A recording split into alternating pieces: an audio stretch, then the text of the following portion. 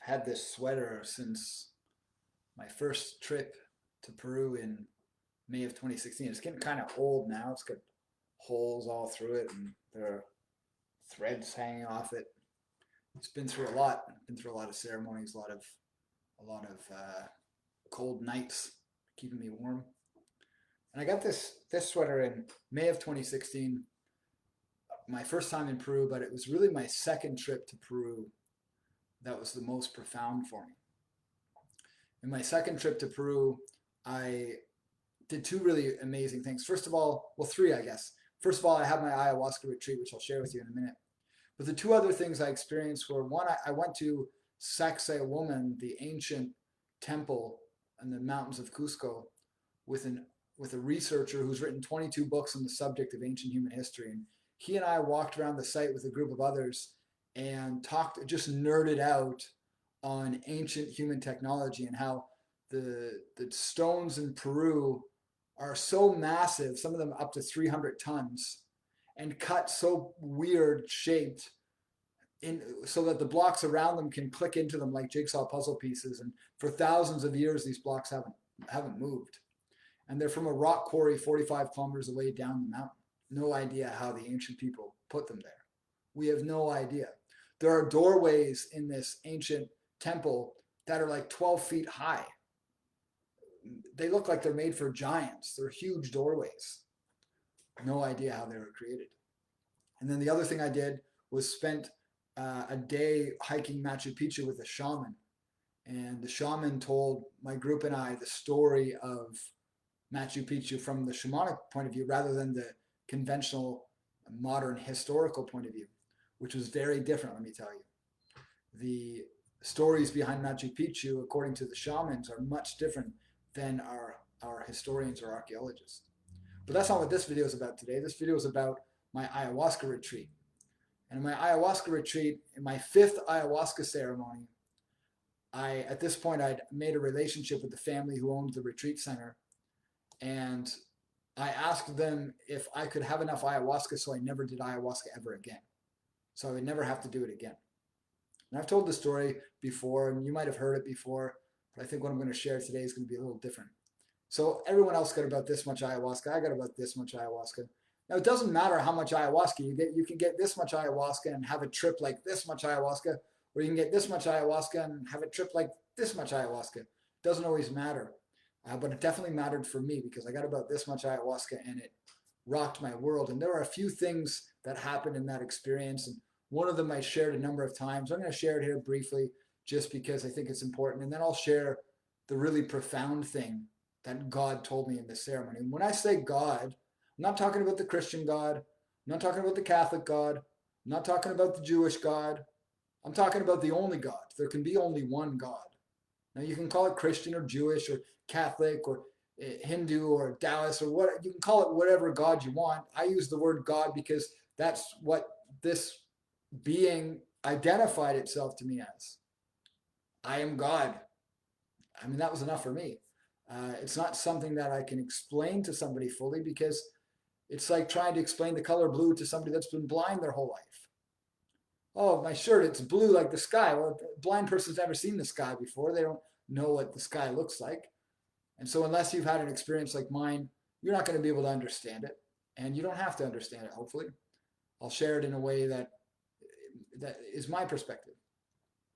And so in this ceremony, a lot of things happened, but the first profound thing that happened was that Ricky Goodall, disappeared. I was no longer there. I was in total blackness, total nothingness. It was infinite blackness. I thought I died and gone to hell. Ricky Goodall didn't exist anymore. I was just an awareness in the middle of nothing. And I was terrified. I was terrified. And I was crying and weeping. Where am I? What is this? I didn't even know what I was. Where am I? What is this? What is this? There was no response. It felt like an eternity went on. It felt like I was there forever. And I asked again, where am I? What is this? What is this? And then finally a feminine voice responds to me. What's wrong? I instantly knew it to be Mother Ayahuasca, the spirit of the ayahuasca medicine. She said, what's wrong? I said, what is this? Where am I? Please, where am I? She, with humor in her voice, she says, what's wrong? I thought you wanted to know what it feels like to be God. I thought you wanted to know what it feels like to be the creator. She said, don't you recognize at this level of your consciousness, you're all there is? There's nothing else for you to experience here. She said, don't you recognize at this level of your consciousness, there's nothing else for you to be in relationship with, because you're all that is, all that ever was, and all that ever will be. She said, don't you recognize this life you've created as Ricky Goodall is the vacation you've given yourself to get away from being all that is? Don't you recognize that every experience you've had in your life from your birth until now was the gift you've given yourself to no longer be all that is, all that ever was, and all that ever will be? Don't you recognize that all the suffering you've experienced in your life is nothing compared to the infinite nothingness you experience at this level of your consciousness? She said, don't you recognize the ancient people never bowed down out of fear of their creator? They bowed down out of compassion, gratitude. Thank you for this gift of separation. Thank you for this gift of relationship. Thank you for this gift of experience. She said, don't you recognize all of the suffering in the world is nothing compared to nothingness? And you'd choose it again. You would choose it again and again and again. That was the first vision that happened in this experience. And then the next thing that happened is God told me to study the six-pointed star, the hexagram, which you might know as the Star of David, the Seal of Solomon. It's the six-pointed star with one triangle pointing up and one triangle pointing down. It's a symbol used in religions across the world, most notably Judaism, but also practices like Freemasonry and even the ancient Hindu systems used this six-pointed star. She said, study this symbol and you'll understand the secrets of the universe. God showed up and said, you must understand this symbol to understand who you are. You must understand this symbol to understand your place in this universe. And then God, through Mother Ayahuasca, said, you're going to start a religion. You're going to start a religion that changes the world. She said, you have to study the Hebrew systems, and you have to study the Egyptian systems. She said, study the Greek systems and all of the ancient systems.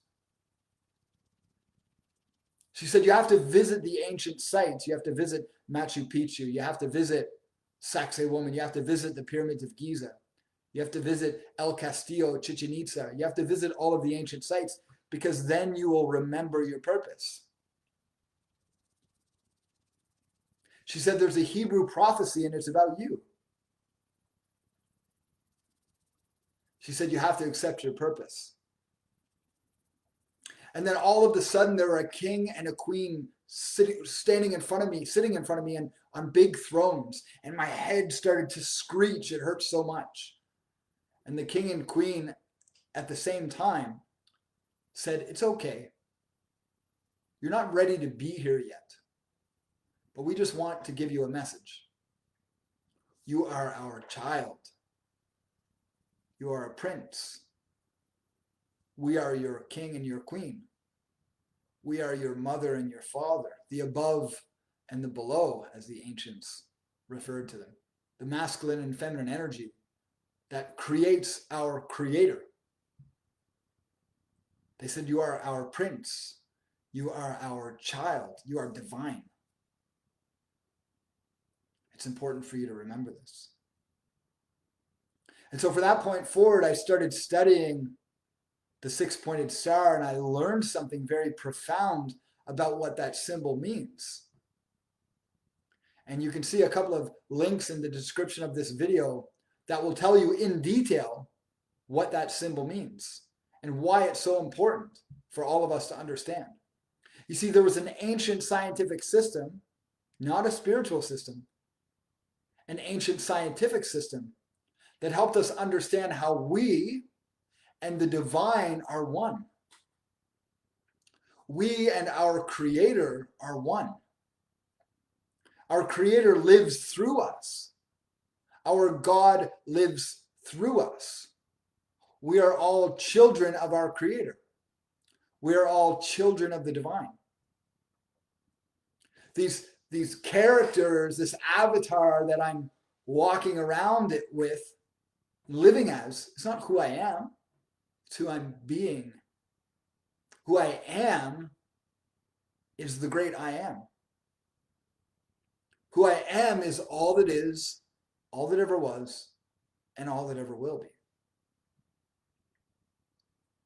This is what God told me in the mountains of Peru. To share this message with the world. And for 4 years, I hid. I hid in dark rooms and healed myself. I faced every shameful, guilty, painful act I'd ever committed in my life, confessed it to another human being and God, and cleansed myself of everything I could find. I forgave every person who's hurt me and asked forgiveness from every person that I have hurt. I've taken a full moral inventory of every aspect of myself and made myself empty and clean and cleared myself as best as possible, because I now understand that that's the only way to reach my true divinity. I must face my darkness to find my light. It's the only way. I must face my guilt, my shame, and my pain if I am to experience the paradise and heaven that awaits me. And I'm not talking about heaven as in a place we go after we die. I'm talking about the realm that exists here and now. I live in that realm most of the time. Now I'm still working through my journey. I'm still working through my path, as you'll learn in the videos in the description. There are still some wrinkles I'm ironing out. There's still some patterns and some pain I'm purging. But I've seen this world. I've seen this paradise. And it's there for all of us to find. It's there for all of us to receive. And these extraordinary times we live in only further contribute to my faith that this world exists and that this world is on its way. Because the world we see around us is the world of deception and delusion. It's the world of chaos and confusion. It's the world of lies and contradiction, because it cannot be real, because we are all one. And even these words that I speak are but a reflection of your consciousness.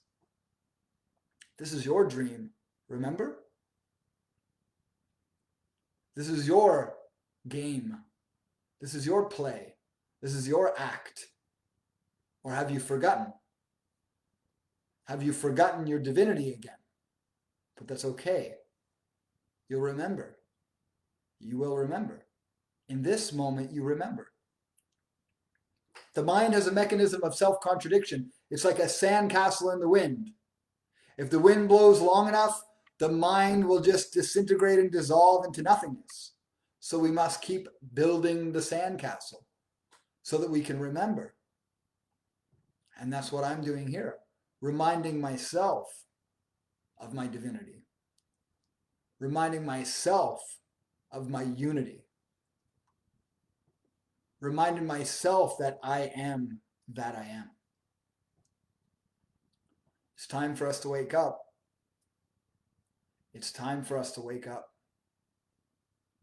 It's time for us to become all that we're meant to be. As individuals, as communities, and as a global civilization. It's time for us to wake up. Thanks for watching.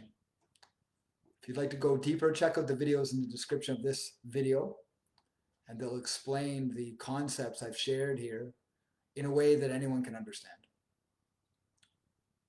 See you soon.